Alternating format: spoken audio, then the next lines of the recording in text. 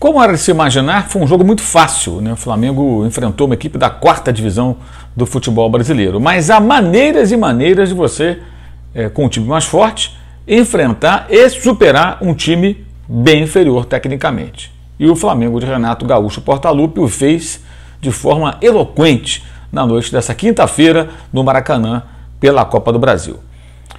Antes, vale sempre registrar que esse vídeo tem um apoio, o patrocínio de OneFootball, o aplicativo que você pode baixar acessando o link que está aqui embaixo na descrição do vídeo. O OneFootball traz conteúdo como matérias, entrevistas, vídeos, estatísticas das principais competições do futebol do mundo, inclusive da Copa do Brasil. Os números de Flamengo 6, ABC de Natal 0, pela Copa do Brasil, disputada essa partida na noite de quinta-feira no Maracanã, você vai ver aqui do meu lado já já. Então, faça o download do aplicativo, link na descrição do vídeo, assim que terminar esse comentário. Bem, primeiro é importante deixar muito claro, até escrevi sobre isso no meu blog no All Sport, o link está aqui embaixo na descrição do vídeo, que o Renato sempre poupou muitos jogadores, o time inteiro, às vezes até os reservas imediatos, em jogos da Copa do Brasileirão, aliás, em sua passagem longa, passagem pelo Grêmio, priorizando Copa do Brasil e Libertadores, né? Então era muito comum o Grêmio perdendo pontos importantes no Brasileiro, na Série A, porque entrava com times repletos de reservas, garotos, às vezes era um time C, D, até algo que o pessoal do Sul gosta de chamar de time de transição, que na verdade é um time de reservas e de jogadores da base que estão ali tentando lugar ao sol. Obviamente eram equipes mais fracas e isso era assim, era constante. Eu lembro de uma vez que o Grêmio venceu o Fluminense, acho que por 2-0, aí foi jogar no fim de semana contra o Sport do Recife e levou um time todo mutilado, todo desfalcado, só reservas, e perdeu para o Sport. Levasse o time titular, teria boas possibilidades de vitória. E depois fez o jogo de volta, só assegurou a classificação porque ela já estava muito bem encaminhada do jogo de ida. Então poderia até ter mesclado, levado um time um pouco mais forte. Isso aconteceu muitas vezes.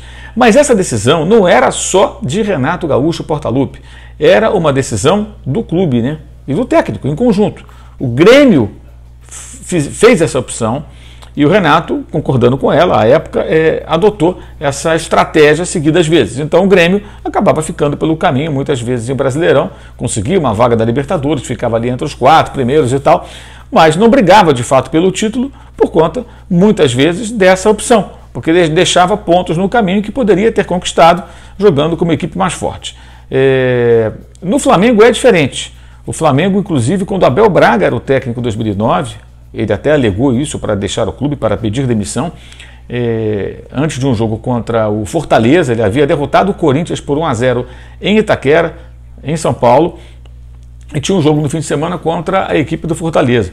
E aí ele foi alertado pela diretoria, olha, nós queremos ganhar o Brasileiro, o Palmeiras estava à frente, já abrindo uma margem de pontos razoável, em poucas rodadas, naquela época ali com 5, 6 rodadas, e foi alertado, olha, o Flamengo não quer entrar com um time fraco e correr o risco de perder pontos para o Fortaleza. O Flamengo tem que vencer esses jogos para tentar acompanhar e alcançar o líder do campeonato adiante.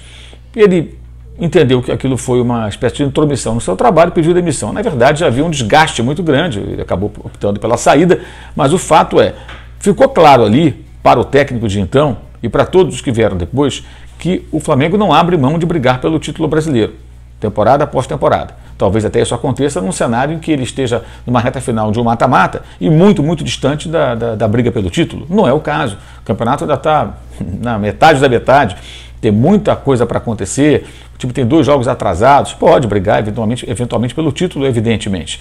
Então, ficou claro desde a chegada do Renato que o Flamengo não tem essa política, que era a política do Grêmio. E o Renato se adaptou e adotou uma estratégia muito boa, inteligente, nesse jogo contra o ABC.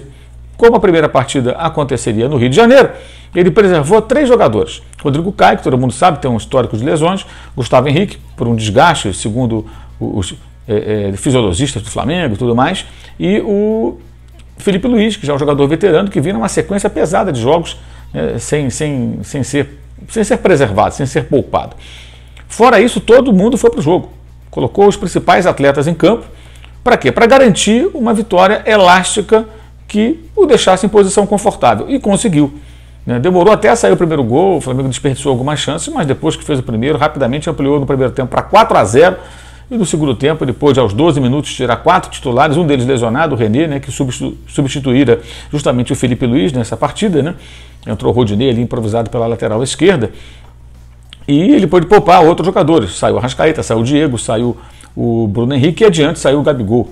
E entraram o Vitinho, o Rodinei, o Michael, o Pedro, enfim, vieram jogadores do banco de reservas que ocuparam o espaço desses titulares durante a segunda etapa. E o Flamengo fez mais 2 gols, um gol contra, um gol do Michael, ou seja, uma vantagem muito grande, 6-0.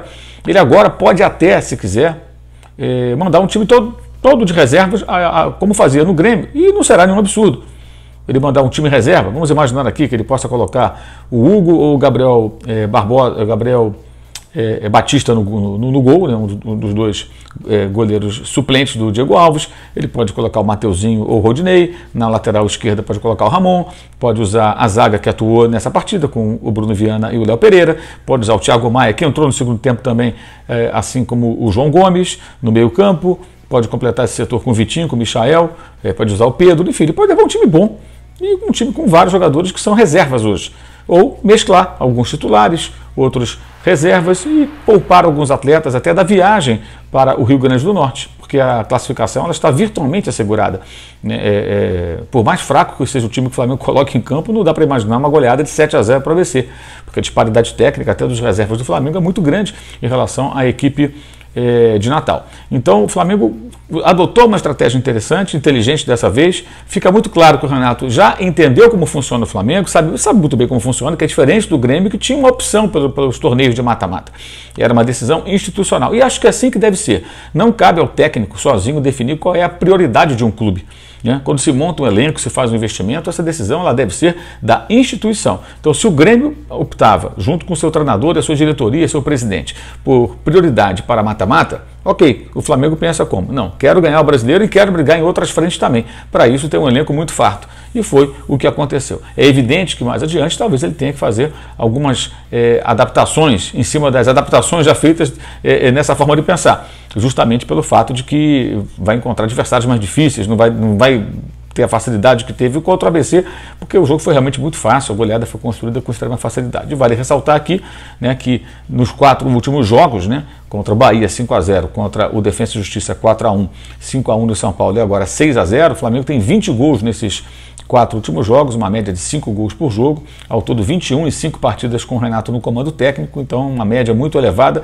contra adversários de níveis diferentes, né? Um São Paulo, um Defensa e Justiça, um Bahia, que vinha até bem colocado, agora tem colecionado derrotas em sequência, a primeira delas dessa série, justamente essa derrota de 5-0 para o Flamengo, e agora o ABC, que de fato é uma equipe mais fraca, mas há maneiras e maneiras de você derrotar, como eu disse, uma equipe mais fraca, e o Flamengo fez com muita autoridade. Lembrando que esse time do ABC eliminou times da primeira divisão, como foi o caso da Chapecoense, e o Botafogo, que é um importante rival do Flamengo, né? O time que no momento está na Série B, mas que foi eliminado pelo ABC, e o Flamengo não tomou conhecimento, ficou muito claro o abismo técnico existente, e a boa fase do time nesse período agora com a volta do Renato, que chega ao clube agora como técnico, também muito importante frisar sempre, com o retorno de vários jogadores que vinham servindo às seleções. Mas como eu já gravei até vídeo aqui falando sobre isso, que publiquei nessa semana, se você não viu, assista, né? Em setembro tem mais data FIFA e mais convocações, então é importante que o Renato comece até a pensar em como ele vai se virar sem jogadores que certamente ficarão fora em setembro e em outubro, e por períodos que devem chegar a 12 dias, quase 2 semanas. Se contar o dia da volta da viagem, de repente você vai ter 12, 13 dias sem atletas importantes que certamente serão convocados não só para a seleção brasileira, mas também para seleções de outros países, como o caso do Isla chileno e do Arrascaeta uruguaio, que sempre são presenças certas nas listas de convocações dos técnicos dos seus países. É isso. Valeu e saudações.